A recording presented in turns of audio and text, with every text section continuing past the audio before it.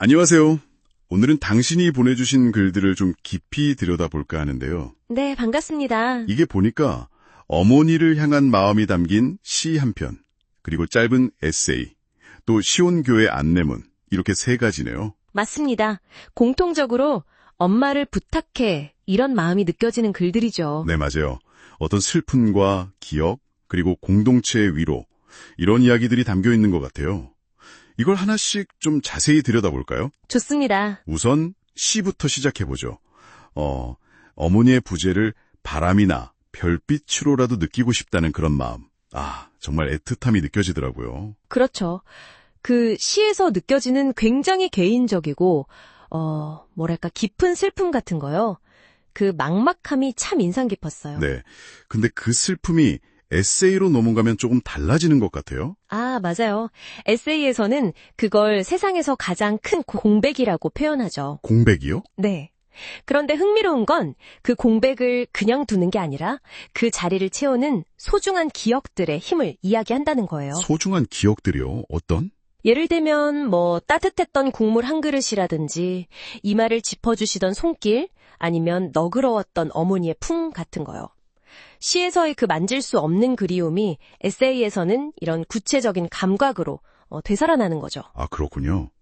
시의 그 애절함이 에세이에서는 사랑의 장면들로 이어지면서 어쩌면 그 슬픔을 견뎌낼 힘을 주는 걸 수도 있겠네요. 네, 바로 그거예요. 에세이에 나오는 엄마를 부탁해 이 말도 좀 다시 생각해보게 돼요.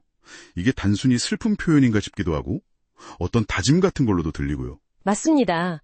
그 표현이 참 여러 의미를 담고 있는 것 같아요. 일단은 신앙적인 의미겠죠. 하나님께 어머니의 평안을 기도하면서 맡긴다는 거요. 네네. 근데 또 한편으로는 이제 남은 우리들이 어머니가 남기신 그 사랑, 그 가치를 잘 기억하고 이어가겠다. 이런 약속, 그런 이중적인 다짐으로도 해석할 수 있지 않을까 싶어요. 이중적인 다짐? 네.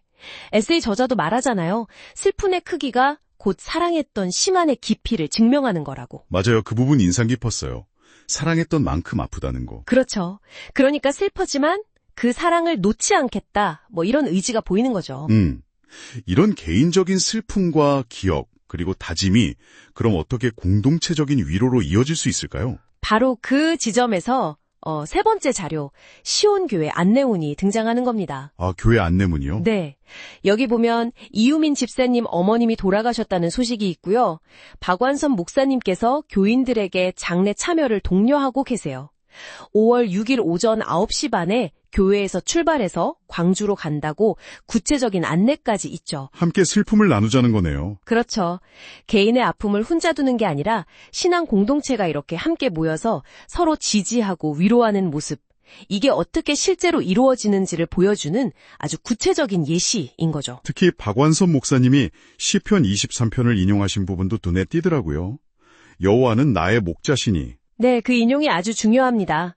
단순한 위로 이상이에요. 어떤 점에서 그럴까요? 그 시편 구절들, 푸른 풀밭이나 쉴 만한 물가 같은 이미지들이 있잖아요. 네. 그걸 통해서 남은 사람들은 이제 고통에서 벗어나서 영원한 안식을 누리실 어머니의 모습을 좀 더 구체적으로 그려볼 수 있게 되는 거죠. 평안한 모습이요? 네. 그리고 동시에 사망이 음침한 골짜기 같은 그런 슬픔 속에서도 목자이신 하나님이 함께 하신다는 그 믿음 자체가 큰 위안과 소망을 주는 거고요. 그러니까 어머님은 평안을 얻으셨고 남은 이들은 서로 돌보면서 이겨내자 이런 공동체적인 다짐으로 이어지는 거군요. 맞습니다. 그게 슬픔을 극복하는 아주 중요한 기동이 되는 거예요. 그러네요. 시에서 시작된 그 깊은 그리움이 에세이를 통해서 구체적인 사랑의 기억으로 남고 또 그게 교회 공동체 전체가 함께 슬픔을 나누고 서로에게 힘이 되어주는 과정으로 이렇게 확장되는 거군요. 네, 정확히 보셨어요. 이 세 자료를 쭉 관통하는 핵심은 결국 사랑의 기억, 그리고 그 기억을 바탕으로 한 어떤 연결이라고 할 수 있겠습니다. 연결이요? 네, 개인적인 슬픔이나 기억이 신앙과 공동체라는 더 큰 틀 안에서 위로받고 지지받고 심지어는 새로운 다짐으로까지 이어지는 그 과정을 보여주는 거죠. 정리를 좀 해보자면요. 결국 상실이라는 건 피할 수 없는 경험이지만 그 앞에서 우리는 가장 소중했던 기억들에 기대고 그렇죠. 때로는 신앙의 힘을 빌리기도 하고 네. 그리고 무엇보다 중요한 건 혼자가 아니라 공동체 안에서 서로 어깨를 기대면서 그 힘든 시간을 함께 건너간다는 것. 이걸 이 글들이 말해주고 있는 것 같아요. 맞습니다. 어머니라는 존재가 남긴 그 사랑의 기억이 그냥 과거에만 머무른 게 아니라요. 네. 현재의 슬픔을 이겨내고 또 미래를 살아갈 힘을 주는 어떤 근원적인 에너지가 된다는 거죠. 근원적인 에너지? 좋은 표현이네요. 네.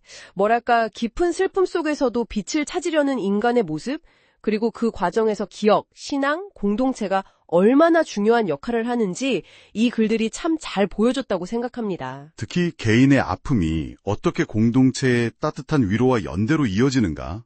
그 과정이 인상 깊었습니다. 네, 그게 핵심이죠. 어머니의 빈자리는 뭐 영원히 채워지지 않겠죠. 하지만 역설적이게도 그 빈자리를 통해서 우리는 어쩌면 사랑의 진짜 의미, 그리고 곁에 있는 사람들의 소중함을 더 깊이 깨닫게 되는 건지도 모르겠습니다. 그럴 수 있겠네요. 그렇다면 당신에게는 삶의 가장 어려운 순간에 당신을 지탱해주는 가장 강력한 기억은 무엇인가요? 혹은 당신 곁을 지키는 그런 소중한 관계는 어떤 것일지 한번 잠시 생각해 보시는 것도 좋겠습니다.